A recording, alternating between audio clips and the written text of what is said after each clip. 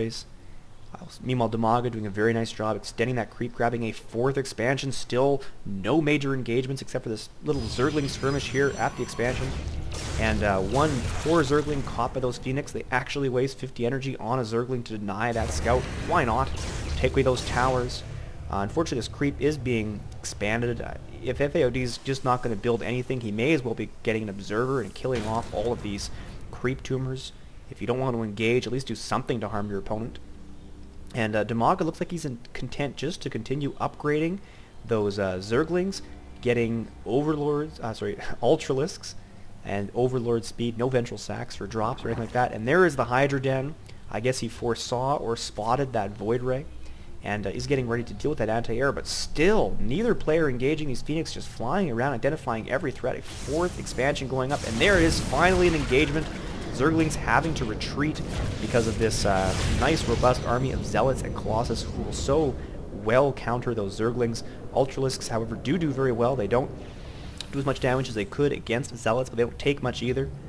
And if they get loose on Colossus, that's pretty much the end for a Protoss player. This creep highway, I think, though, is probably the biggest concern for the Protoss player at this point in time. He is getting carriers. Carriers will do very nicely, but the creep is really giving Dimaga here an opportunity to really expand throughout the map and give vision that doesn't involve overlords. But those carriers are a concern. Hydralisk's not a great countered carriers. Notice that Dimaga is picking up a Spire. That's somewhere in his base. We'll try and spot it. I don't see it. It's probably deliberate. There it is. Spire is down for Dimaga, probably for Corruptors to deal with that air threat. Better than Hydralisk's. But still, and this is probably the 10th time I've said it this game, neither player here is engaging.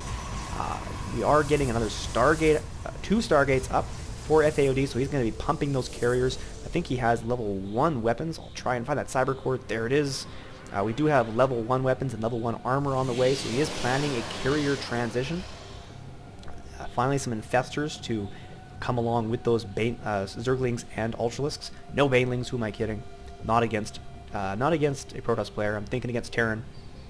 And a nice mass of Ultralisks now with 4 armor, so they're 2/2 Ultralisks, and I'm surprised that Dimaga is not willing to move out. I guess he's just waiting for his opponent to try and move out and then catch him in a bad position. And finally, this creep highway is going to get pushed back by Mute.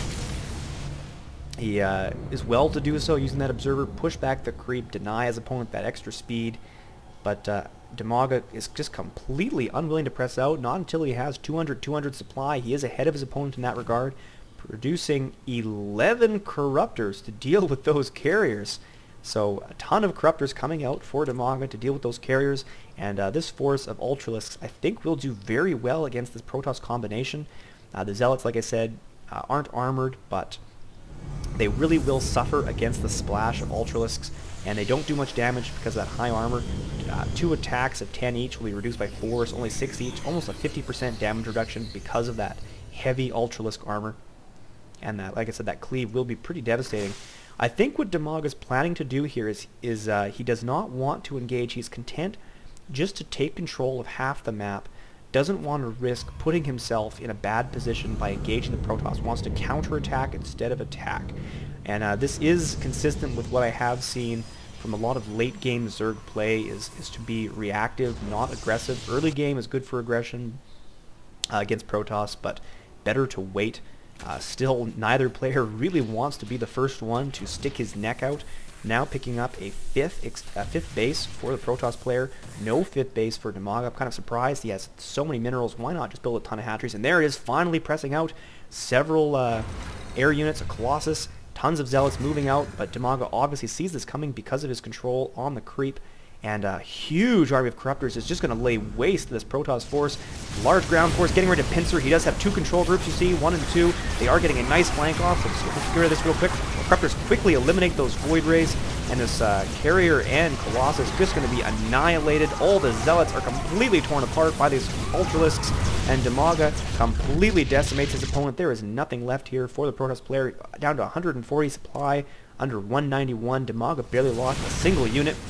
The Corruptors are engaging with these carriers. The carriers just melt. Look how fast this carrier goes down. That is the awesome power of what I think is, yes, that is 20 Corruptors. These Ultralisks, hardly any Zerglings left, but the Ultralisks are going to quickly lay waste to this base. The Corruptor is not very useful at this point in time, but they don't need to be useful. More carriers coming out for F.A.O.D, but I guess it's just too little too late. The superior composition of the Zerg army, he's got better ground forces, he is able to take the win almost for certain. I can't imagine what F.A.O.D can do. He really needs to pump out a ton of units, and he is sitting on a fairly large stockpile. Looking at that difference, now a 90 supply difference, the Zerg army continuing to roll over his opponent's expansions, reinforcing Ultralisks just streaming across the map. They're actually pretty fast on creep, and this base does go down quite quickly. And looks like this is the rest of the Protoss army, one carrier and a few zealots. What he really needs are piles and piles of immortals and no more air. He needs to stop building these carriers because they're just fodder. He is opting to build a couple more. It looks like he has stopped, probably because he's out of money, but those Corruptors just so unilaterally counter any air unit. He really needs to drop those and transition into a strong ground army. Like I said, Immortals and probably Zealots and not Colossus. Templar might be okay, I guess. And this looks to be the final engagement. Sure enough, there it is. F.A.O.D calls the GG. That is a terrifying Zerg army, but that's what you get for trying to out-macro such a skilled player. Just completely outclasses him here.